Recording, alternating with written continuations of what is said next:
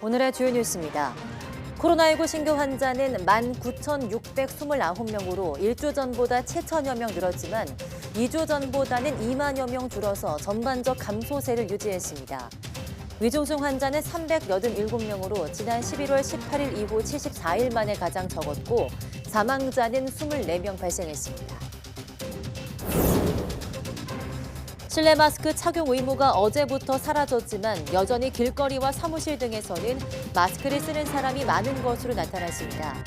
마스크를 오래 써오다 보니 벗기가 어색하다거나 아직 남아있는 감염 우려에 조심스러워하는 모습입니다. 세계보건기구 WHO가 코로나19에 대한 국제적 공중보건 비상사태를 계속 유지하기로 했습니다. 이에 따라 국내 확진자 격리 의무 조정 논의도 일단 늦춰지게 돼서 현행 7일 격리가 당분간 유지될 것으로 보입니다. 중국이 춘제 연휴가 끝나자마자 농촌 감염 확산이 없었다고 주장했지만 감염에서 중증 악화까지는 시차가 있어서 연휴의 여파를 지켜봐야 한다는 지적입니다. 중국은 한국이 중국인에 대한 비자 발급 정지를 연장한 것에 유감을 표시하면서 조속히 취소하길 바란다고 압박했습니다. 인터넷상의 방대한 정보를 학습해 사람이 쓴 것 같은 콘텐츠를 만들어내는 인공지능 챗GPT가 미국에서는 광범위하게 활용되고 있습니다. 하지만 챗GPT가 부정확한 정보를 퍼뜨리거나 해킹에 활용될 우려가 있다는 점 때문에 늦기 전에 규제를 논의해야 한다는 목소리도 나오고 있습니다.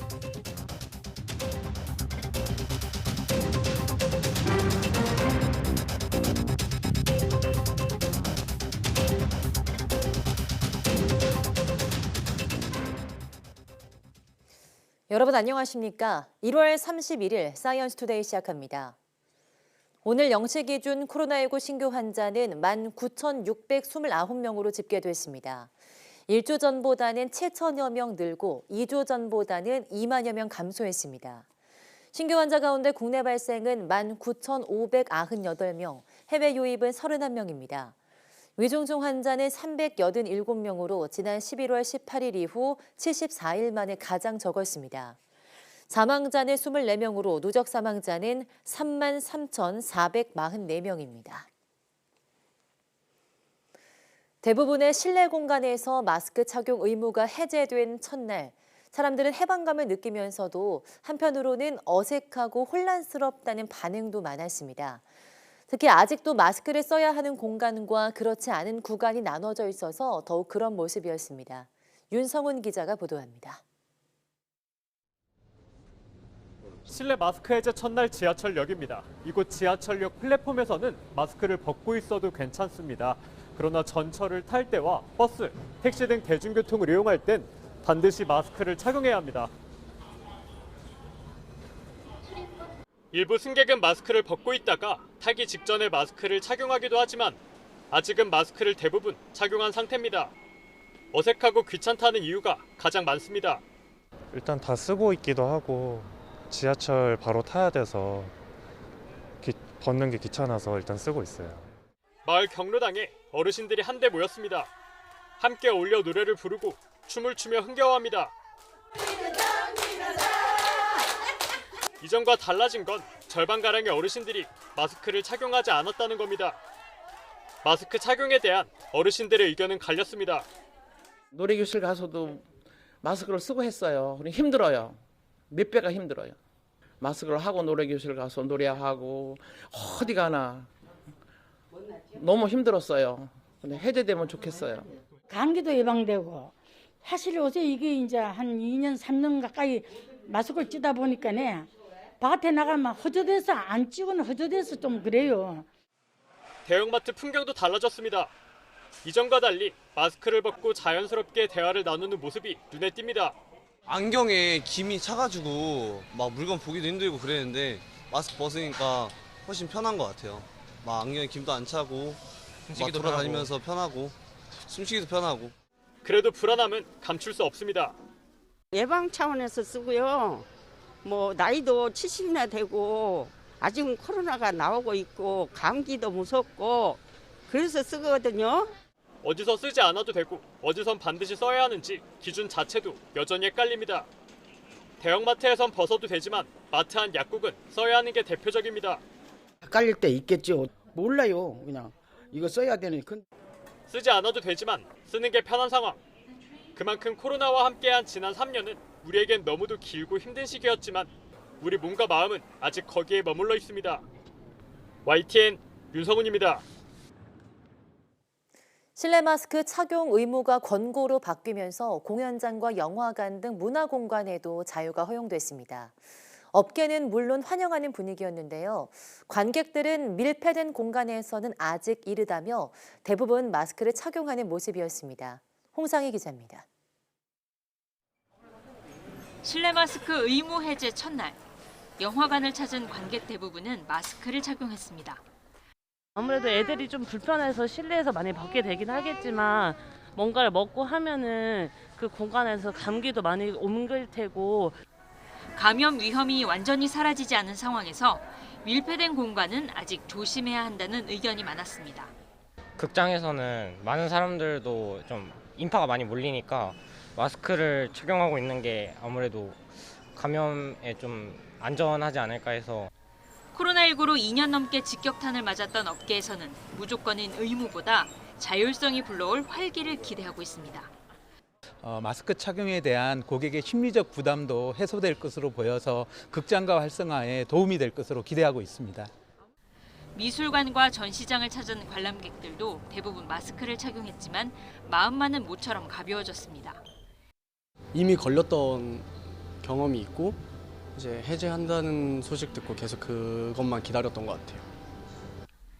이미 코로나19 이전 수준의 활기를 회복한 공연계는 오늘부터 본격적으로 자율적인 마스크 착용을 적용할 예정이지만 큰 변화는 없을 것으로 내다보고 있습니다. 작년부터 많이 이제 회복이 돼서 운영이 되고 있기 때문에 큰 차이는 없겠지만 이제 관객들이 공연 보시기에는 조금 더 편안해지지 않을까라는. 문화체육관광부는 공연장과 영화관, 실내 체육시설에서의 실내 마스크 착용 의무가 해제됐지만 안전을 위해 당분간 자발적으로 마스크를 착용해달라고 당부했습니다. 특히 증상이 있거나 확진자와 접촉했다면 2주일 동안은 마스크를 착용하고 밀폐, 밀집, 밀접의 산밀 환경이라면 마스크를 쓸 것을 권고했습니다. YTN 홍상입니다. 업무 공간인 사무실에서도 이제 마스크를 쓰지 않아도 됩니다. 기업들은 마스크 착용을 개인 자율 방역에 맡기며 일상 회복에 동참하고 있지만 혹시 모를 감염 우려에 아직은 조심스러워하는 개인들이 많습니다. 윤혜리 기자입니다. 설릉역 아침 출근길입니다. 실내 마스크 착용 의무 해제 첫날, 직장인 10명 가운데 9명은 여전히 길거리에서도 마스크를 쓰고 다닙니다. 실내로 들어갈 때 마스크를 써야 하는 번거로움은 이제 사라졌는데요. 과연 사무실 풍경은 어떻게 달라졌을지 직접 확인해 보겠습니다. 마스크를 쓴 채로 사무실에 들어옵니다. 물이나 간식을 먹을 때를 빼곤 대부분 마스크를 벗지 않습니다. 이 회사는 혹시 모를 감염병 확산을 막기 위해 당분간 사무실에서 마스크를 쓰기로 했습니다. 사내 감염 추이에 따라 단계적으로 개인 자율방역 체계로 전환하겠다는 계획입니다. 아직 회사 정책상에도 조금 보수적인 부분도 있고 마스크 착용하고 난 이후부터 일반적으로 독감 감염이나 이런 것도 줄었다고 해서 좀 개인적인 건강상 이유로도 좀 착용을 하고 있습니다. 하지만 이전과 달라진 풍경도 눈에 띕니다. 마스크 없이 얼굴을 마주보고 회의를 하니 의사소통이 원활해졌습니다. 온라인 회의나 업무 통화를 할 때 느꼈던 답답함도 사라졌습니다. 전화 통화나 온라인 할 때 마스크를 벗고 하니 발음도 좀 명확해지고 메시지 전달도 좀 명확해져서 편리한 점들이 있었습니다. 마스크를 벗는다면 직원들 간에도 소통도 좀 더 원활해지고 그리고 사무실 분위기도 좀 자유로운 분위기가 되지 않을까 싶습니다. 이처럼 정부 정책에 발맞춰 조심스럽게 일상 회복에 동참하는 기업들이 늘어나고 있습니다. 서로의 얼굴이 너무 낯설어지기 전에 코로나 이전처럼 단체 사진을 찍을 수 있는 날도 조만간 돌아올 걸로 보입니다. YTN 윤혜리입니다. 세계보건기구가 코로나19 공중보건 비상사태를 유지하기로 했습니다. 이에 따라 우리나라의 7일 격리 해제 검토도 한 박자 늦춰지게 됐는데요. WHO의 이런 결정은 최근 중국을 중심으로 사망자가 늘고 있는 데다 전파력이 강한 하위 변이 확산이 영향이 큰 것으로 분석됩니다. 류재복 기자가 보도합니다. 화장터에 시신이 너무 많아 부근 공터에서 임시로 화장할 수밖에 없습니다. 유해가 제대로 소각되지 않은 채 방치돼 있습니다. 화장터의 긴 대기줄과 시신 방치 등은 코로나19 감염이 폭발한 중국의 최근 모습입니다.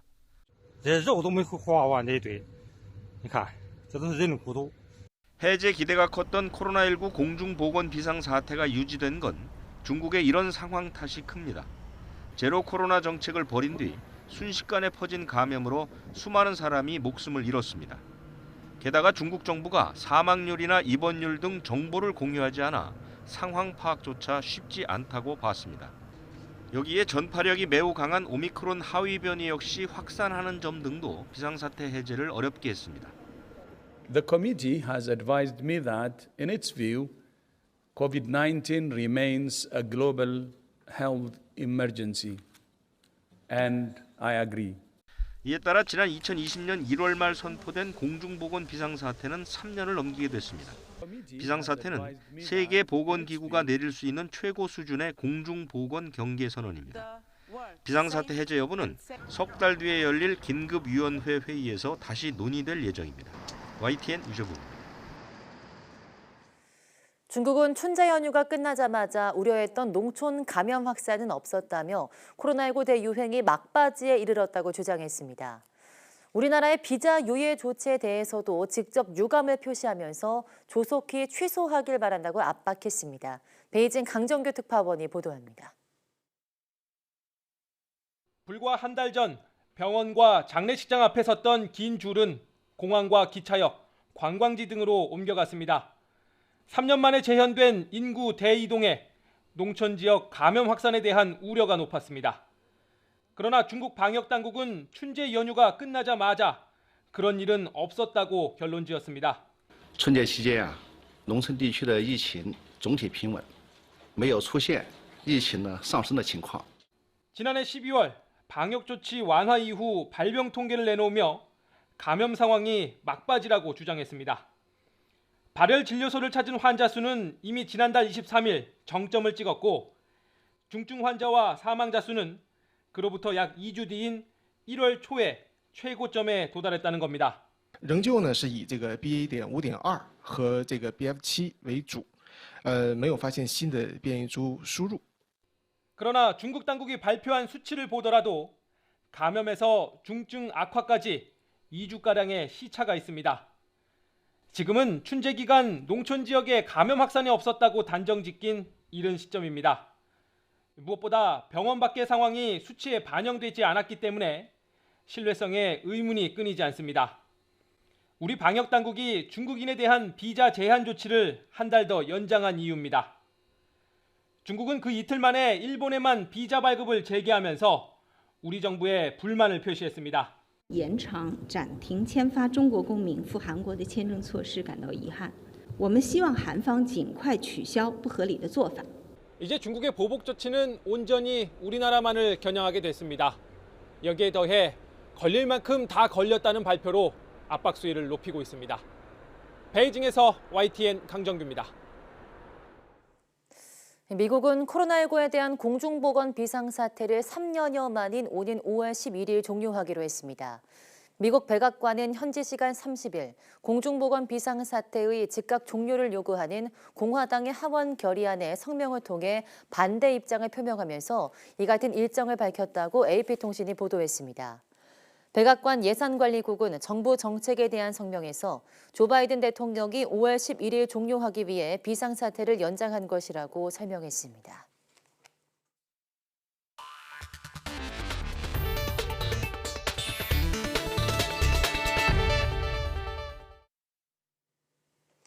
네, 어제 보도해드린 고차원 인공지능 챗 GPT가 미국에서는 이미 광범위하게 활용되고 있습니다.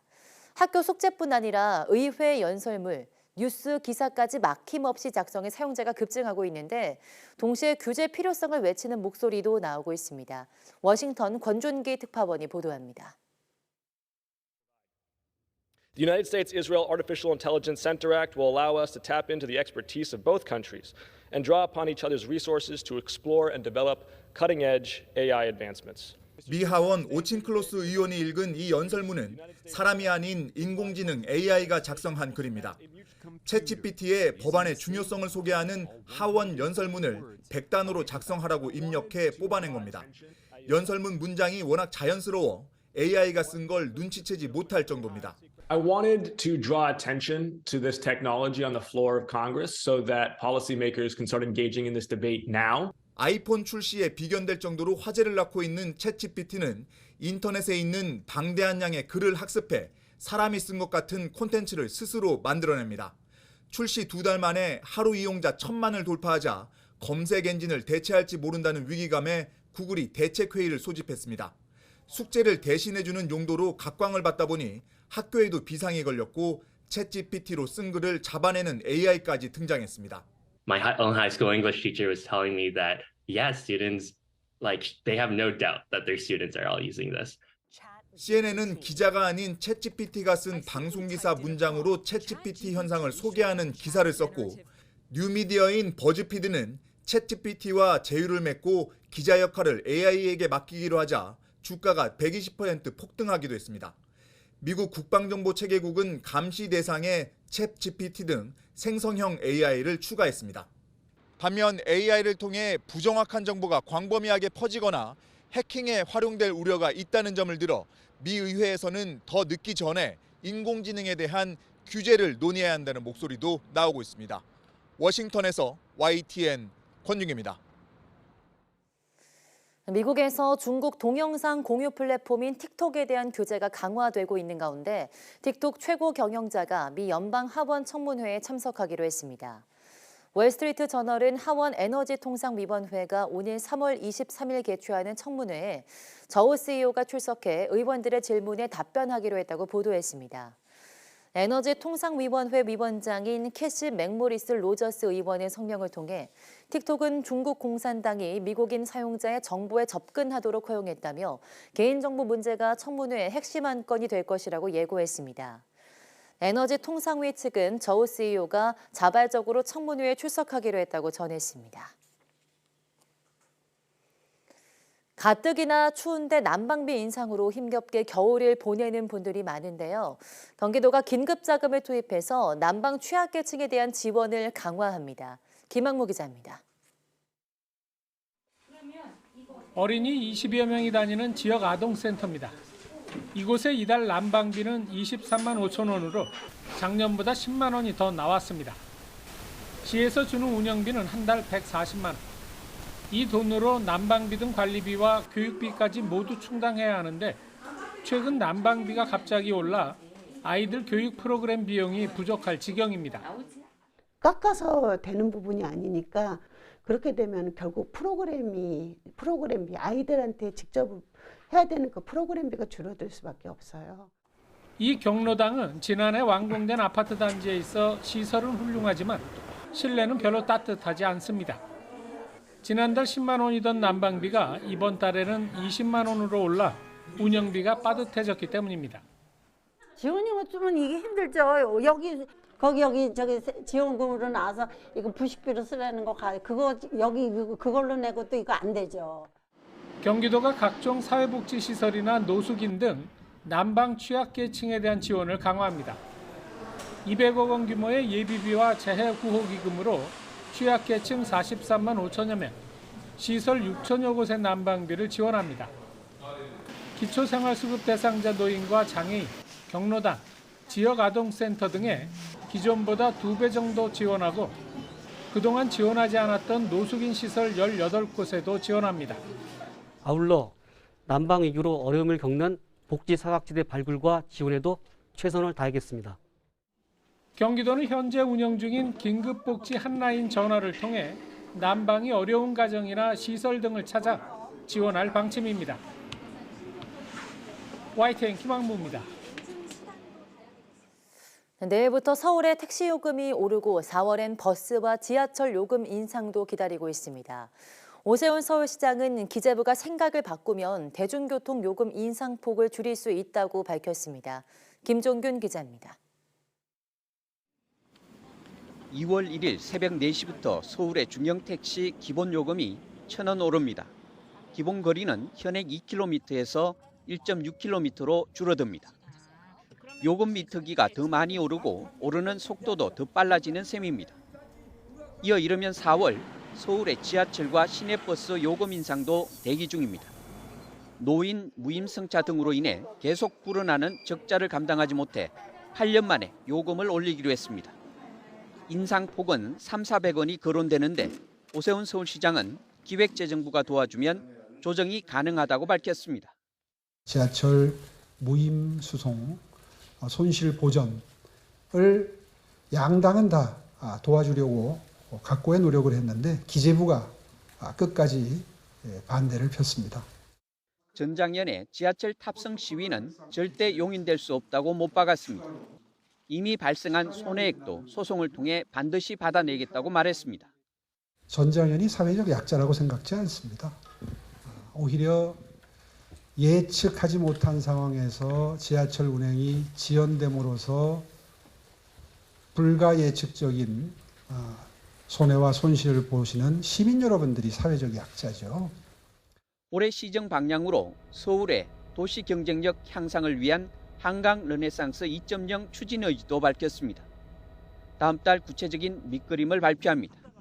특히 한강에 국내 여객선이 다니는 서울항 1단계 사업을 시작한다는 계획입니다. YTN 김종균입니다. 정부가 고금리의 이자 폭탄을 맞은 영끌족들의 주택담보대출 원금 상환을 유예하기로 했습니다.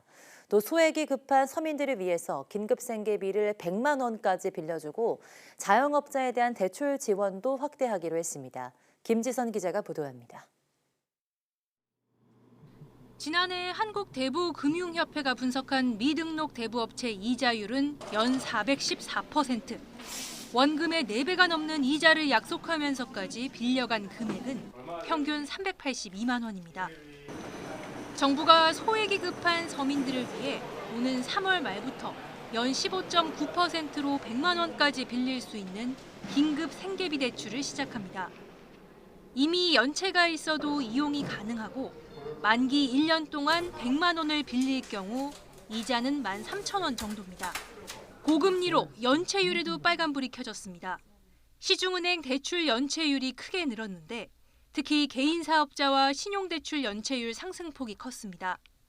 주택담보대출 연체도 0.03%포인트 늘었습니다. 고금리 상태가 좀 상당 기간 지속될 가능성이 높기 때문에 차주 입장에서는 상환 부담이 상당히 높은 수준에 이르렀다고 보고요. 아무래도 부실 가능성이 좀 높아질 것으로 생각하고 있습니다. 정부가 주택담보대출에 허덕이는 영끌족의 원금 상환을 3년간 유예해 주기로 했습니다. 그동안 실직이나 폐업 등 경제적으로 어려운 가구만 가능했는데 총부채 상환 비율 DTI가 70% 이상인 가구도 여기에 포함시킨 겁니다. 대상 주택 가격도 6억 원에서 9억 원 미만으로 확대했습니다. 정부는 또 코로나19로 피해를 본 자영업자에게 지원하던 저금리 대환 대출도 모든 자영업자로 확대하고 대출 한도도 늘렸습니다. DTI 70% 이상이고 9억 원 미만 주택 보유자도 최대 3년 동안 상환 유예가 허용되는 채무 조정 제도의 적용 대상으로 포함하겠습니다.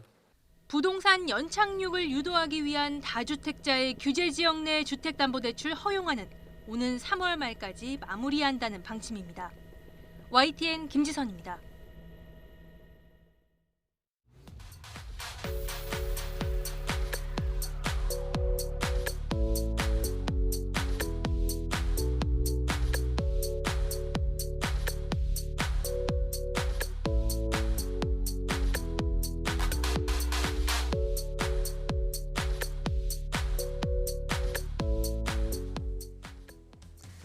자외선으로부터 지구를 보호해주는 오존층 파괴에 대한 경각심이 커지면서 1989년 오존층 파괴 물질의 사용을 규제하는 몬트리올 의정서가 발효됐습니다.